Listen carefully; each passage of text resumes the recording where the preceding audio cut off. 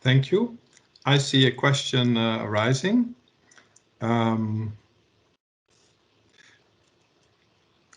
Why this discussion seems to be focused on the US? Was it intended to be addressed to a US audience?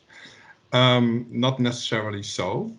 We did the survey globally, and as I presented it, we see that in Southeast Asia, the levels of trust in the United Nations is really very high, but also in other parts of the world where the UN is trusted more than, for example, the US.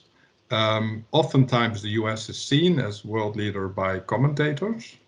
Actually, we see in our survey that if you look at the respondents from all around the world, that is not necessarily the case. It needs a different type of approach because we see that the people who support the United Nations are much more into cooperation and recognize the interdependence of states instead of competition. But of course, the situation in the United Nations, in the US, is also timely and relevant to the world. Maybe Mick, you can also, Michael Sheldrick, elaborate a bit upon your work being a movement not only from US citizens, as I reckon it. Mick, would you like to react to that question as well? Yeah, I think it's an important point that when you look at actually the data across the 25 or so countries and the thousands of people you surveyed, Martin, actually the US stands out as an outlier in terms of the levels of trust and distrust in the UN. And actually what we see is around the world is actually this collective high level of trust in the UN. And I think it's a recognition that actually when you look at the pandemic, and you look at the solution to the pandemic being basically reliant on the equitable distribution of vaccines, I think it's a recognition that actually the UN is an incredibly important player to ensure that the most vulnerable countries in our international community don't get left behind. And I think it's those values of equity and its mission that you see really come through strongly in the data of this report. My view, though, is that citizens globally are one step ahead of their governments, because if you just take that example of equitable access to vaccine, which the UN and its agencies such as the WHO have been trying to coordinate, actually governments have been responding at an alarming rate of vaccine nationalism, buying up all the vaccines and leaving very little for everyone else. And so I think my message out of this is actually globally citizens are one step ahead of where their governments need to be at, and now we need to call on the governments to respond. I think the challenge with the US is actually when you look globally, trust in the US seems to be at an all-time low compared to this research. It's ranked below, the EU, NATO, and of course the UN at the top. And I think the dual challenge of the Biden administration is, how do you rebuild trust globally while at the same time you've got this polarized support within America? And Sandy referenced the comparison to the Second World War, whereas right now we've got more of a divided atmosphere where there isn't a bipartisan consensus around the role of the US globally. I think it's naive to place this burden of making this case on the shoulders of any one person. I think governments can, of course, make the case, but I think those of us advocates for the UN need to be better communicators. The reality is the UN actually has the answers. It has the blueprint, the Sustainable Development Goals. And actually, when it put the SDGs forward and all the countries signed up to them in the world, they recognized that this shouldn't be a poor versus rich country issue. That whole notion of equity is just as relevant to the US as it is globally. You look back at the start of the pandemic, the fights over PPE, the fights over ventilators. I think there's already concerns, how do you get vaccines out to rural areas? The reality is actually the blueprint exists and deliver for many people around the world. I think the challenge is on us to communicate. And I think for us, it's how do we expand those that care about the UN How do we build on this base of support? What is the effective stories to tell? And within the US, it's frankly, how do we get into areas where they might see the UN as this globalist elite project, but actually looking at many of these ideals as even how to deliver in their own communities. You know, you look at climate change globally, challenges are just as acute here. You look at the recent hurricane that took place a few months ago, you know, in the Gulf, wrecked crop yards in Louisiana, for instance. You know, these are people that may not understand how the UN affects their lives, but actually this is the whole point of the Paris Agreement and climate negotiations around it. And so for our part, you know, we've had some success this year looking at how, for instance, when we told the story, One World Together at Home, you know, building support for the World Health Organizations, it wasn't necessarily about the institutions, it was more about the impact those institutions have on everyday lives, be it frontline health workers and others. And so how we work with the UN and others to communicate that story is important. Ultimately, we need to mainstream these issues, build new partnerships, whether it's with sporting codes, with different types of talent globally. You know, who are the messengers? You know, Wendell Willkie was a failed presidential candidate who ended up in the early 40s being one of the best messengers, even better than FDR, because he had the time for disseminating these issues. This was a Midwest businessman slash multi-millionaire who became the biggest advocate. So who are these messengers today? And we need to nurture them. And they're probably the unusual suspects. And I know, Martin, you know, perhaps, you know, this comes back to your survey and you might want to touch on, but for me, one of the most revealing things in the data was we often assume that those who support the UN are more likely to identify as citizens of the world. But actually what your data showed is that between those who support the UN and those who love their country, you know, they're not mutually exclusive. I think there were high levels of support who identify and love their own country while also having a high level of trust in the UN. And maybe there, I mean, you tell me, but maybe there is an answer to the types of messengers we need in order to make this case for global cooperation. Yes, thank you, Mick, for this. I will build upon that in answering some of the other questions that are dropping in now. One of the questions is, the UN undertook such a massive public consultation around the development of the SDGs a few years back. In your opinion, did this process contribute to an increase in trust in the organization and its plans? Well, actually, we have been monitoring the awareness of the Sustainable Development Goals for some years globally. And what is really interesting is that here you see as well a similar pattern that, for example, in Southeast Asia, people are really aware of it. So, and it's different in the Western world. Whereas at the same time, we have to recognize that if you look at millennials, Gen Z, the young people in these times, only like 12% come from the Western industrialized world.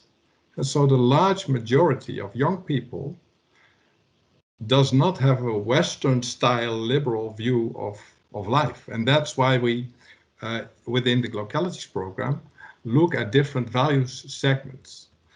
And we see that there is and this is described in the report, the trust in the United Nations is carried by two major values segments internationally. One is the segment of the creatives, so people who are more independent thinkers, emancipated, and that's where, of course, young people from the West come in, young cosmopolitans.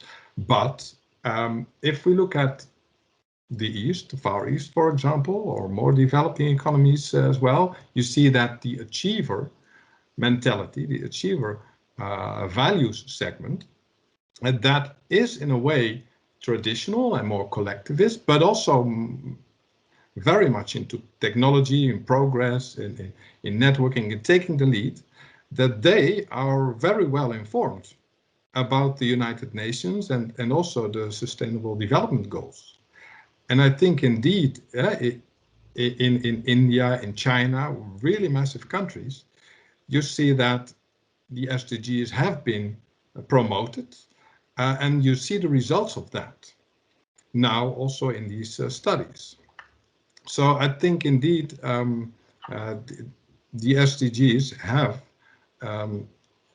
well, resulted in a broader awareness of the United Nations as an organization. But it's important to translate it locally, because the people who trust the United Nations tend to be well rooted in their own countries and recognize the interdependence of nations. And that's a new way of thinking that we need. Another question is, I believe this survey was undertaken earlier in the year. Do you feel the results would have been different if the survey were repeated today? Much has happened since March. That is indeed very much. And actually, we are working now on a new study that we haven't published yet because we have just the data coming in. But what I can say is that still in the ranking of trust, United Nations scores highest. So there will be some developments. However, the United Nations is still the highest trusted international organization, and I think we can learn from that.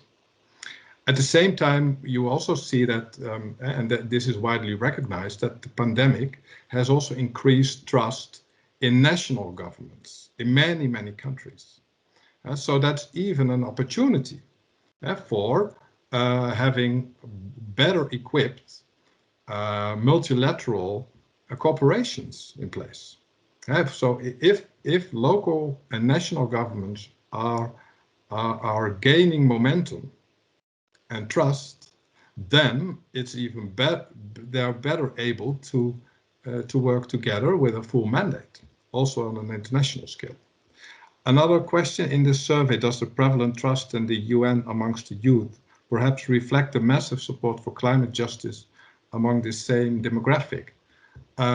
Yes, for partly, because what we also see, and this is a survey that we recently published, if you look at the youth, they tend to emancipate even further throughout time.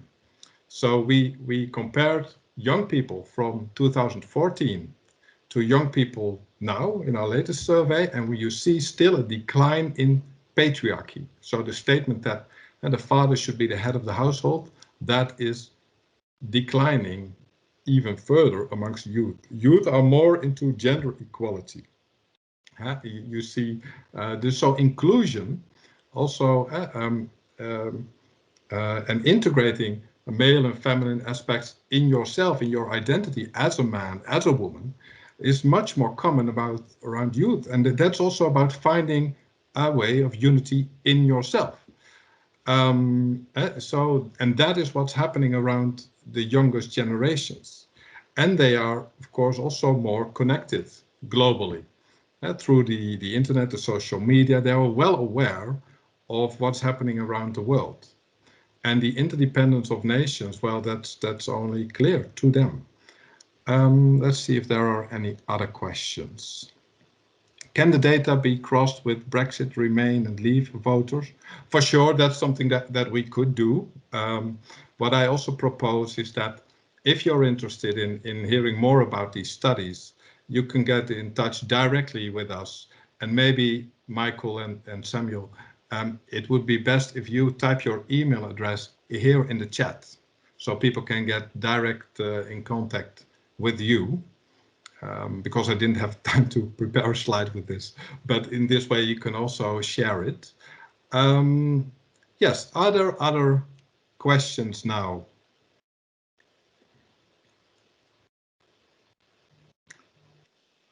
I think, Martin, just if in case there are any questions, I think really for me, one point, and I know I've made it already, but I just don't want it to be buried, is for me, when I was reading the report, the interesting takeaway was really the fact that you can love your country and also trust the UN. And I think it's important because, you know, in the US especially, that's often been false choice between the two, right? Or presented as a choice. And I think you know, from our perspective, you know, as campaigners, it's worth remembering that as we campaign, tell the story of the UN, okay, how do we therefore make the best of the UN, the Sustainable Development Goals, you know, the blueprint it has for the future, you know, through the Paris Agreement on how we mitigate climate change, end extreme poverty, reduce economic inequality, and how do we tell that story in a way that relates to people's local experience. And I think that that is key. And I think certainly where we've seen the most traction on our issues when we campaign around any of these issues, it's when we ground it in local contexts and show how it's relevant, how these big, lofty global institutions actually have an impact directly on people's lives. And of course, therefore, making the case why these institutions need to be funded, both through the support of our tax dollars, through government public financing, but also through increased philanthropy, you know, the role of billionaires soaring wealth, you know, how that can be channeled into actually sustaining this global institution, which actually benefits those that benefit from the global economy, from open borders, from, you know, open trade routes that are all closed at a time when you have a raging pandemic, or ultimately through catastrophic climate change. And so I think for me, that was really the key takeaway from this report, and really address the assumptions we might have about those who do or don't trust the UN. Thank you, Michael. Yes, as a values researcher, I'm always intrigued, of course, what the data tell us. And what I was really struck with was that you see this polarity between more nationalists, more globalists playing out in countries, and foremost, of course, in the US elections. But when you dig deeper, and also within the US, but globally, you see that trust in the United Nations is explained by totally different perceptions and values, which is more about feeling disconnected from others and feeling disillusioned, and not being feeling part of the family of humanity at the various levels, at the local level, at the national level, and the international level, all at the same time, versus people who feel connected and see that they can take the responsibility to work together and that they need to cooperate. And I think this shows also the task and the purpose of the United Nations, because it was founded, of course, after a devastating world war, which tore people apart, literally. And this is the antidote to that.